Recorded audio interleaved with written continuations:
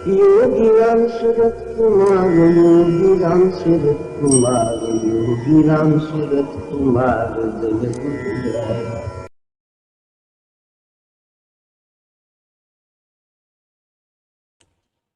பகவானுடைய பெரும் ஆசீர்வாதத்தினால் நாம் இன்றைக்கும் இந்த இடத்தில் கூடி அவருடைய திவ்யமங்கள நாமத்தை சொல்ல முடிந்தது. நன்றியோடு அவருடைய கருணையை கொண்டாடி கொண்டாடி நாம தாமரைகளை அவருடைய திருவடி தாமரைகளை சமர்ப்பித்து விட்டோம். இப்பொழுது தொடங்கியிருக்கும் இந்த நன்னாள் திருநாளாக, பெருநாளாக, தெய்வீக நாளாக ஆக வேண்டுமென்றால் இந்த நாம தாமரைகளை நாள் முழுவதும் சமர்ப்பித்துக் கொண்டே இருக்க வேண்டும். அத்தோடு சேவா தாமரைகளையும் சமர்ப்பித்துக் கொண்டே இருக்க வேண்டும். இதைவிட ஒரு சிறந்த பூஜையோ வாழ்வின் பலனோ கிடையாது. அப்படி இருந்தால் நம்முடைய பகவானே அதை நமக்கு வழங்குவார். இந்த ஒரு நிமிடமும் கையில் விழும். இப்பொழுது நம் கையில் விழுந்துள்ள இந்த ஒரு நிமிடத்தை என்னால் சிறப்பாக செலவிட முடியுமா? எது சிறப்பு? இறைவனை நினைத்துக் கொண்டிருப்பதுதான் எல்லா எண்ணங்களிலும் சிறந்த எண்ணம். ஆக இந்த நிமிடத்தை நான் இறை நாமம் சொல்லி கழித்தேனானால் இந்த நிமிடத்திற்கு வேறு என்ன பலன் வேண்டும்? இப்படி நாம் நாமம் சொல்வதே எத்தனையோ ஜென்மங்களில் செய்த நல்வினையின் காரணமாகத்தான். இல்லையென்றால் ஒரு ஆசிரமம் பக்கம் போக வேண்டும் என்ற எண்ணமே உதிக்காது, நாமம் சொல்ல வேண்டும் என்ற எண்ணமே வராது. நம்முடைய மனதை வேறு ஏதேதோ ஆக்கிரமித்துக் கொண்டிருக்கும். அது மட்டுமல்ல, இதையெல்லாம் பற்றி இகழ்வாகவும் நாம் பேசுவோம். இந்த விபரீத புத்தி நம்மிடமிருந்து போக வேண்டும் என்றால் இறைவனுடைய இச்சை மிகவும் அவசியம். அவர் சங்கல்பம் செய்ய வேண்டும். அப்பொழுதுதான் நமக்கு அது வரும். நாம் இறைவனிடம் பிரார்த்தித்துக் கொண்டே இருக்க வேண்டும். ஆக நம்முடைய வாழ்நாளை இறைவனின் நினைப்போடு செலவழிக்க வேண்டும் என்று நாம் ஒரு சபதம் எடுத்துக்கொள்வோம். நேற்றைக்கு மாலையில் ஒரு அற்புதமான கதை ஒன்று சொன்னேன். இது மகாபாரதத்தில் வருகிறது, ராமாயணத்திலும். என்னால் இது ஜனகரை பற்றி யோக வாசிஷ்டத்தில் பல புத்தகங்களில் இந்த கதையானது காணப்படுகிறது. உண்மையில் இது யோக வாசிஷ்டத்திற்குரிய ஒரு பெரிய கதை என்று சொல்ல வேண்டும். கிங் ஜனகரானவர் இந்த நாட்டை ஆண்டு கொண்டிருக்கும் பொழுதே அத்தனை செல்வம் கொழித்து கிடக்கிறது.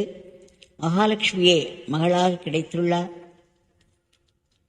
இப்படி இருக்கும் பொழுதும் அவருடைய மனதில் சதா ஒரு தாபம். அந்த பெரும் இறைநிலையை நாம் அடைய வேண்டும், அந்த இறைவனோடு ஒன்ற வேண்டும். இந்த இறைநிலையினுடைய ஞானத்தை நமக்கு யார் தருவார்கள்? இந்த ஞானத்தை நாம் எப்படி சம்பாதித்துக் கொள்வது?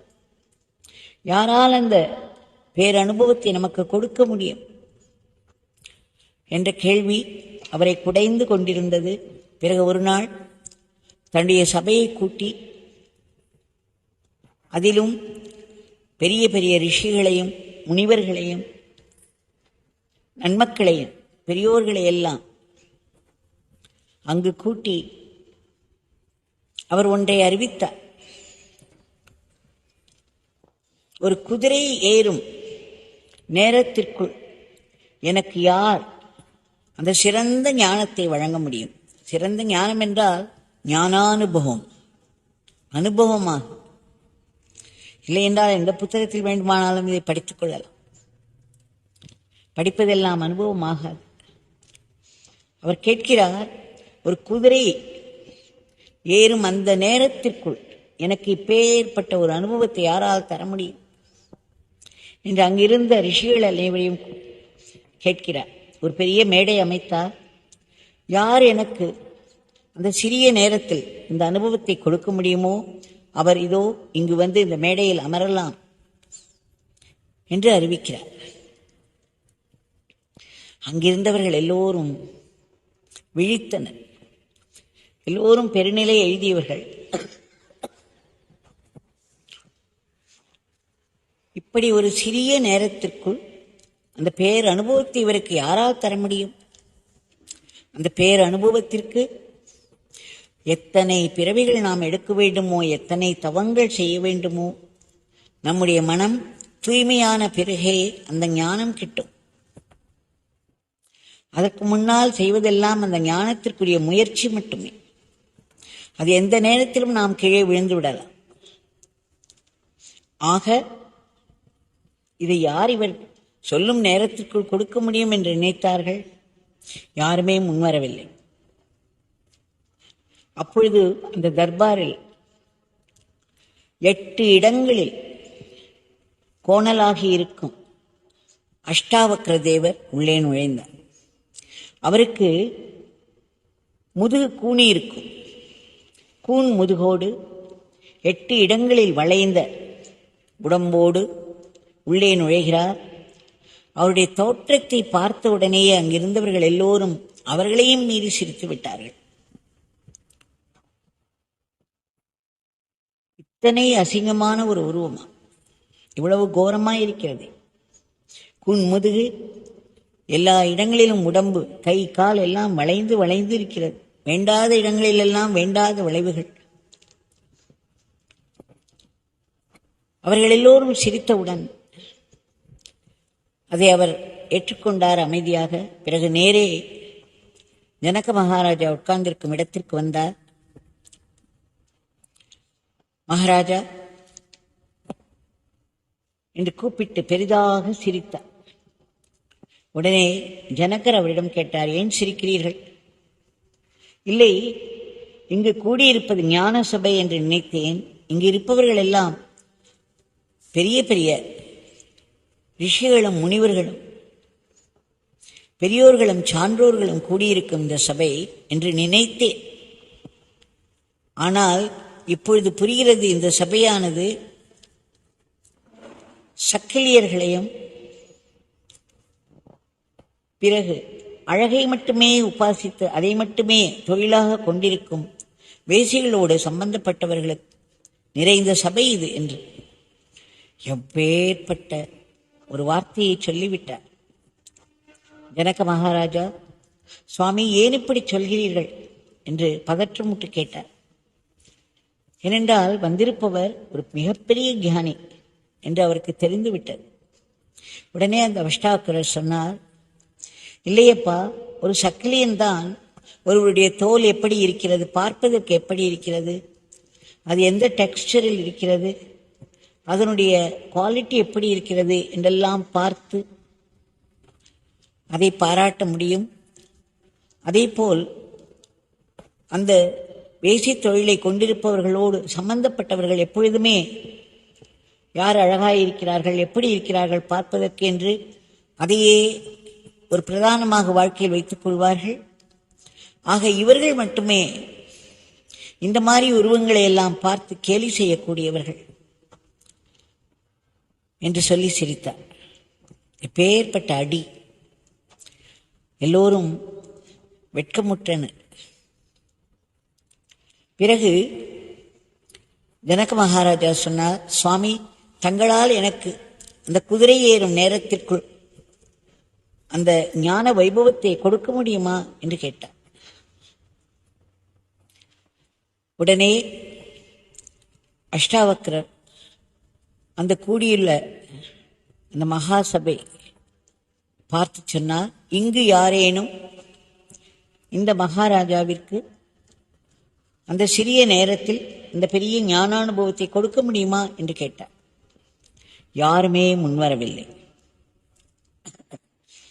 பிறகு சொன்னார், ஜனகா, என்னால் உனக்கு அதை கொடுக்க முடியும். நீ அதை ஏற்றுக்கொள்வாயா என்று கேட்டார். சுவாமி, அதற்காகத்தான் இத்தனை நாட்கள் ஆவலோடு காத்திருந்தேன், எனக்கு தாங்கள் அதை அனுகிரகிக்க வேண்டும் என்று கேட்டுக்கொண்டார்.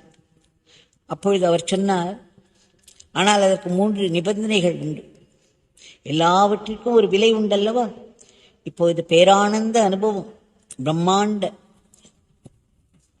பிரம்மானந்தம் உனக்கு கிடைக்க வேண்டும் என்றால் அதற்கும் விலை உண்டு. என்னுடைய முதல் நிபந்தனை, உன்னுடைய உடலை நீ எனக்கு கொடுக்க வேண்டும், எனக்கு சொந்தமாக்க வேண்டும். இந்த உடல் உன்னுடையது என்பதை நீ மறந்து உன்னுடைய உடலை எனக்கு நீ தர வேண்டும் தட்சிணையாக. 2வது, உன்னுடைய மனதை என்னிடம் கொடுத்து விட வேண்டும். 3வது, இதோ எப்பேற்பட்ட ஒரு பெரும் செல்வத்தை, ஒரு பெரிய நாட்டை நீ ஆண்டு வருகிறாய், இந்த உன்னுடைய செல்வம் அனைத்தையும் நீ எனக்கு தர வேண்டும் என்று சொல்கிறார். அதாவது பிச்சைக்காரனாக ஆக வேண்டும், எல்லாவற்றையும் விட்டுவிட வேண்டும், உடம்பை விட வேண்டும், உடம்பை எனக்கு தர வேண்டும், மனதை எனக்கு தர வேண்டும், உன்னுடைய செல்வம் அனைத்தையும் எனக்கு தர வேண்டும். உடனே ஜனக மகாராஜா, சுவாமி, நான் எதையும் கொடுக்க தயாராக இருக்கிறேன், எனக்கு அந்த பேரனுபவம் வேண்டும் என்று கூறினார். பிறகு அஷ்டாவக்ரர் அதை ஏற்றுக்கொண்டார். பிறகு ஜனக மகாராஜாவை பார்த்து சொன்னார், இப்பொழுது நீ இந்த நாட்டினுடைய சிம்ஹாசனத்தில் உட்கார்ந்து கொண்டிருக்கிறாய். நான் சொல்கிறேன், இந்த உடம்பை நீ எனக்கு கொடுத்து விட்டாய். இப்பொழுது நீ போய் அந்த தர்பாரில் ஒரு மூலையில் அத்தனை பேரும் அவரவர்களுடைய காலணிகளை விட்டிருக்கிறார்கள், அதன் நடுவே சென்று அமர்ந்து கொள் என்று கட்டளையிட்டார். ஒரு நிமிடம் ஜனக மகாராஜாவிற்கு கடுப்பாகியது. இது உண்மைதானே? இத்தனை வருடங்கள் ஒரு பேரரசனாக இருந்து அதிகாரத்தின் உச்சியில் இருந்து இப்பொழுது தன்னுடைய பிரஜைகளுடைய காலணிகளுக்கு நடுவில் சென்று உட்கார், உன்னுடைய சிம்மாசனத்தை விட்டு என்று எப்பேற்பட்ட ஒரு கட்டளை குருவிடமிருந்து. உடனே அஷ்டாவக்கர் சொன்னார், நீ உன்னுடைய உடம்பை எனக்கு கொடுத்து விட்டாய் என்று சொன்னாயே, நான் எனக்கு சொந்தமான உடம்பைத்தான் சொல்கிறேன், அது அங்கே போய் கிடக்க வேண்டும். உடனே ஜனகர் புரிந்து கொண்டார். டக்கென்று எழுந்து அந்த தன்னுடைய பிரஜைகளின் காலணிகளுக்கு நடுவே போய் அமர்ந்து கொண்டார். அப்பொழுதும் அவரால் அந்த வாசனையை விட முடியவில்லை. அவர் நினைத்தார்,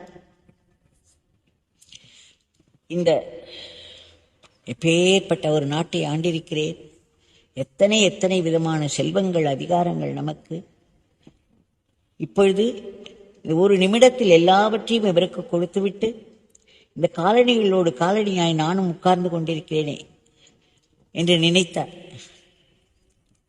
உடனே அஷ்டாவக்கரர் சொன்னார், உன்னுடைய செல்வம் முழுவதையும் நீ எனக்கு கொடுத்து விட்டாய்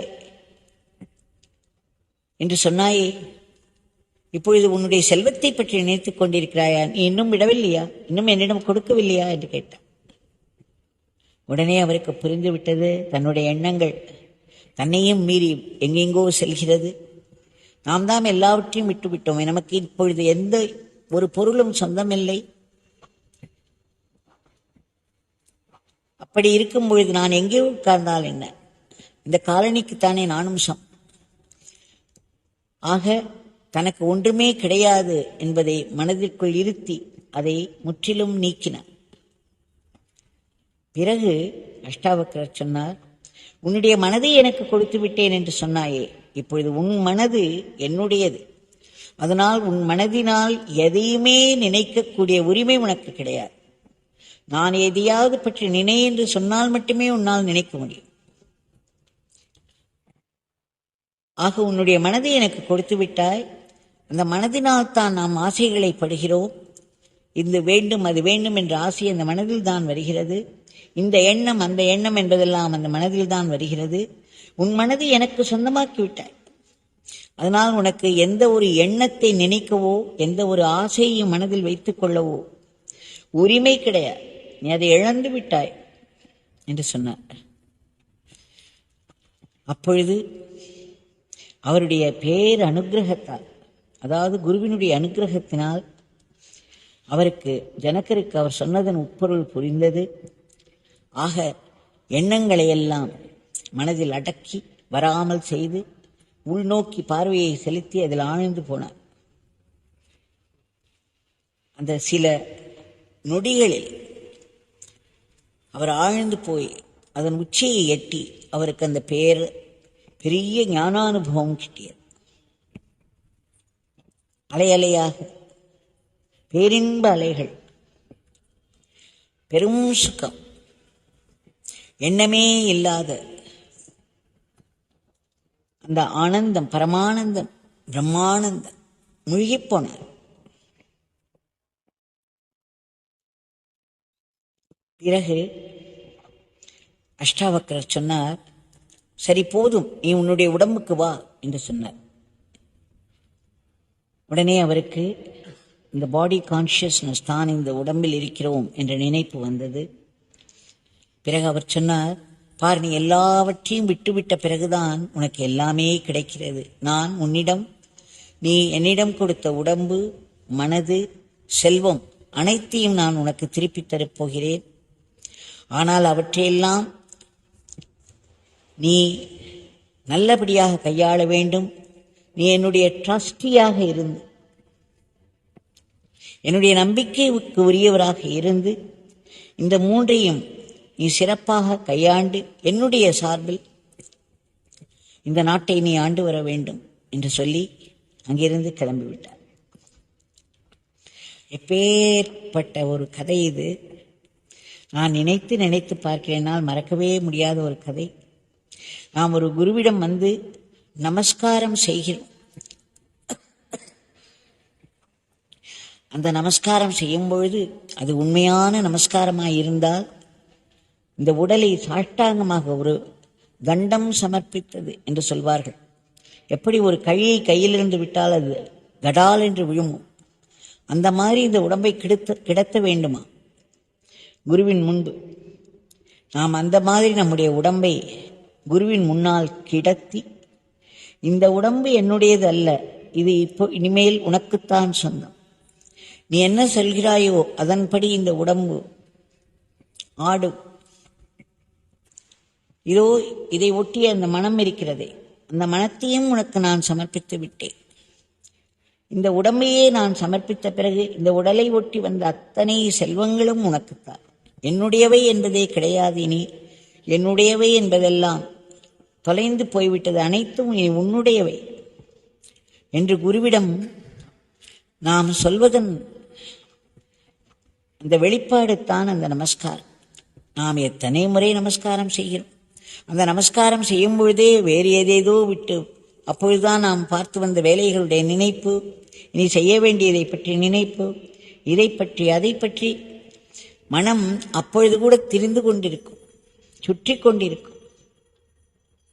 ஆனால் குருவினிடம் நாம் செய்யும் அந்த நமஸ்காரத்தினுடைய அர்த்தம், இதோ என்னுடைய உடம்பு உன்னுடையது, என்னுடைய மனது உன்னுடையது, என்னுடையது என்று சொல்லப்படும் எல்லா செல்வங்களும் உன்னுடையது, நான் இல்லை, இனி நீ மட்டும்தான். நாம் ஜெய குரு ராயா என்று சொல்கிறோம் அல்லவா?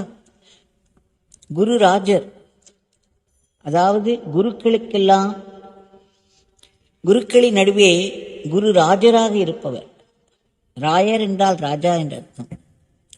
குரு மகாத்மாக்களுக்கு நடுவே ராஜாவாக இருக்கக்கூடிய என்னுடைய குருநாதரே, உமக்கு வெற்றி உண்டாகட்டும், ஜெய குரு ராயா என்றுதான் முடிக்கிறோம். உங்களுக்கு வெற்றி உண்டாகட்டும் என்றால் நான் எனது என்பதையெல்லாம் உங்களுடைய பாதத்தில் சமர்ப்பித்து விட்டேன். இனி உங்களுக்கு மட்டுமே வெற்றி இந்த இடத்தில்.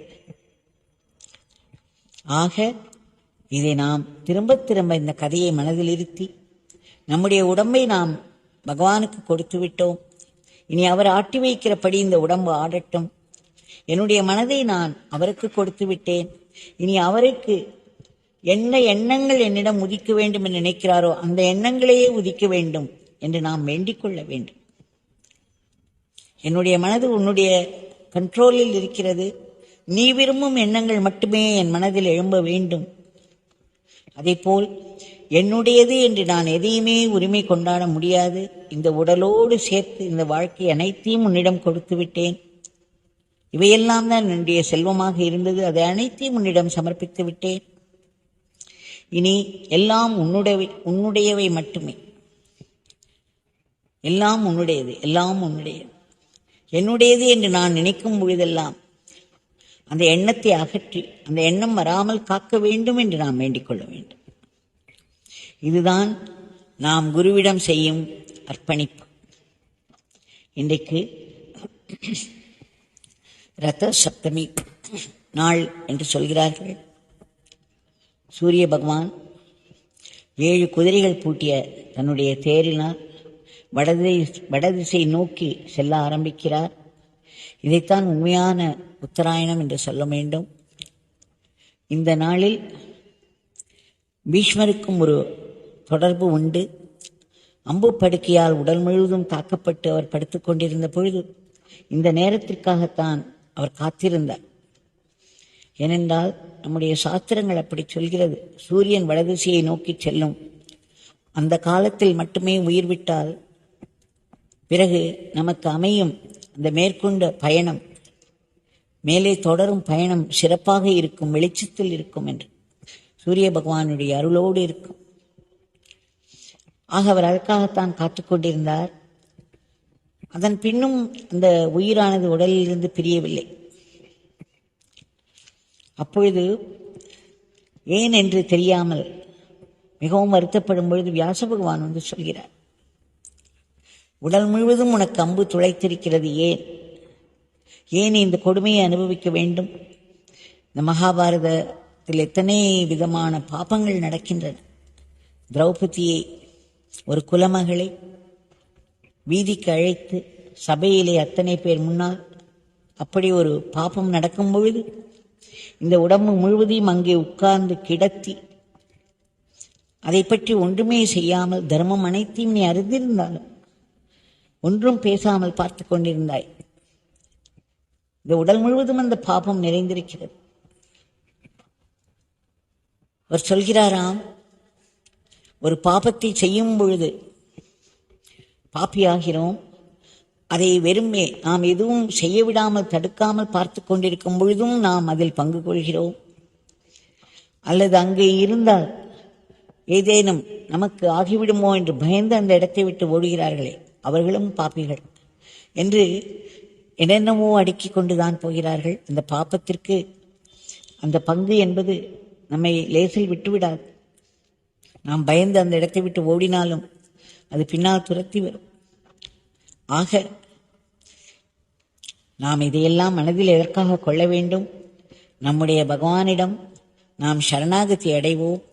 இந்த உடம்பு, மனம், என்னுடைய செல்வம் அனைத்தும் உன்னுடையது. இவை அனைத்தும் என் இச்சை போல் நடக்கக்கூடாது. உங்கள் மனதில் நீங்கள் எப்படி நடத்துகிறீர்களோ அப்படி மட்டுமே இது நடக்க வேண்டும் என்று நாம் தினம் தினம் தினம் நிறைய வேண்டிக் கொண்டே இருக்க வேண்டும். அவருடைய நாமத்தை நாம் சொல்லிக்கொண்டே இருக்க வேண்டும். இன்றைய பிரார்த்தனை, பகவான் தங்கள் மிக கருணையோடு குறுக்கிட்டு இந்த உலகத்தின் போக்கை முற்றிலும் மாற்றி அமைதி, சமாதானம், ஒற்றுமை, ஒழுங்கு, கட்டுப்பாடு இவற்றை மக்களிடையே கொண்டு வந்து அவர்கள் ஒரு தார்மீக வாழ்க்கையை இறை நினைப்போடு வாழ அருள வேண்டும். ஏற்கனவே நடந்து கொண்டிருக்கும் போரை தாங்கள் நிறுத்தி அமைதியும் சமாதானத்தையும் நிலவச் செய்ய வேண்டும். மக்களுடைய மனதிலே போர் என்ற எண்ணமோ பகையுணர்ச்சியோ எழும்பக்கூடாது. திரும்பென்று நம்மை தாக்கும் கொடிய நோய்கள், இயற்கையின் சீற்றங்கள், கோர விபத்துக்களை தாங்கள் கட்டுக்குள் வைக்க வேண்டும். மக்களுடைய மனதில் உள்ள வேண்டாத எண்ணங்களை, ராட்சச எண்ணங்களை எல்லாம் அழிக்க வேண்டும். எந்த தேசத்தைச் சேர்ந்தவர்களாயினும் எந்த மதத்தை தழுவினவர்களாயினும் எல்லோருமே இந்த கர்ம விதிக்கு உட்பட்டவர்கள். அது இறைவனுடைய நீதி.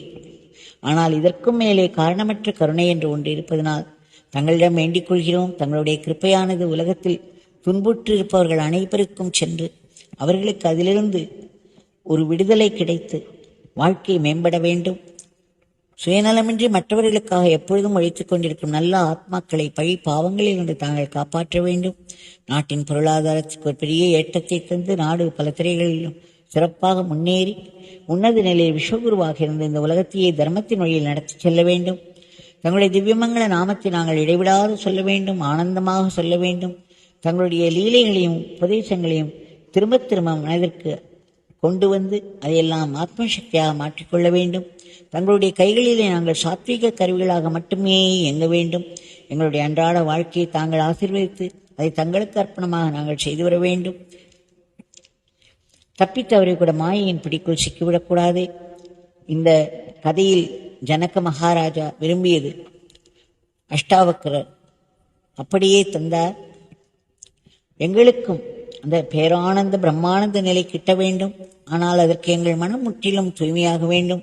எங்களுடைய உடல், மனம், செல்வங்கள் அனைத்தையும் தாங்கள் ஏற்றுக்கொண்டு எங்களை ஆண்டு எங்கள் மனதிலே இருக்கக்கூடிய வாசனைகளையும் பூர்வ ஜென்ம பாபங்களை எல்லாம் அழிக்க வேண்டும். அதற்கு தங்களுடைய நாமத்தை நாங்கள் இடைவிடாது சொல்ல வேண்டும். விரைவிலேயே எங்கள் மனம் தூய்மையாக வேண்டும். இந்த உலகத்தில் எங்கு இருந்தாலும் எந்த வேலை கையில் இருந்து விழுந்தாலும் அதையும் தங்களுடைய வேலையாக கண்டுகொண்டு அதை தங்களுக்கு சேவையாக ஆனந்தமாக போட்டி பொறாமை பொச்சரிப்பின்றி செய்து ஆத்மசக்தியாக மாற்றிக்கொள்ள வேண்டும். வாழ்க்கை என்ன கொண்டு வந்து கொடுக்கிறதோ, சுகமோ துக்கமோ எல்லாம் தங்களிடமிருந்து வருவதனால் அவை அனைத்தையுமே ஒரே மாதிரியாக உங்களிடமிருந்து வரும் பெரும் ஆசீர்வாதமாக மட்டுமே பார்க்க வேண்டும்.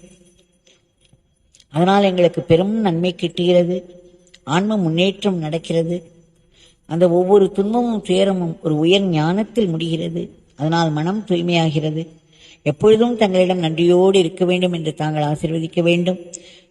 உலகத்தில் உள்ள ஜீவராசிகள் அனைத்திற்கும் தங்களுடைய பெரும் கருணை கிட்டி அவைகளுக்கெல்லாம் ஒரு மேன்மை கிட்ட வேண்டும். இறுதியாக இந்த கொடிய பிறப்பு இறப்பு சுழலிருந்து நாங்கள் முற்றிலும் விடுபட வேண்டும். இதற்கு அடிப்படை காரணமாக இருக்கக்கூடிய அகம்பாவத்தை அடக்கி அறுத்து ஆத்ம பாவத்தை ஓங்கச் செய்து மரணமில்லா பெருவாழ்வை எல்லோருக்கும் தந்தருள வேண்டும் என்று ஆத்மாத்மாவை மீண்டும் மீண்டும் மீண்டும் வேண்டிக் கொள்கிறோம்.